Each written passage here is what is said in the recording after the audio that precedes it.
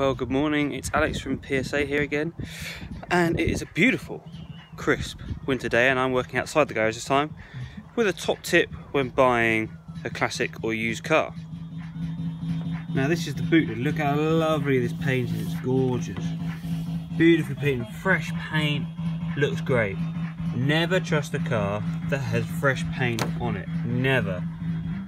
Start to see the rust coming through here, which they've just painted over. Down this edge here. I had to take this edge off because this edge was never painted.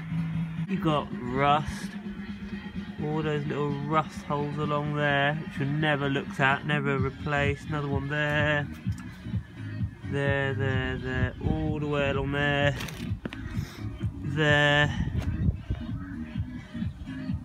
and all the joints on the other side. One piece.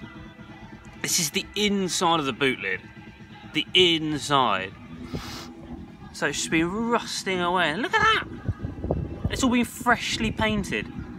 That's all new paint which I've had to take off the other side. And then look in here, we've got actually bits of metal coming off. Look at all of that. There's all just crap in there. So where possible, buy a classic car or used car that hasn't been repainted. Even if the paint looks a bit rough, at least you know what's there.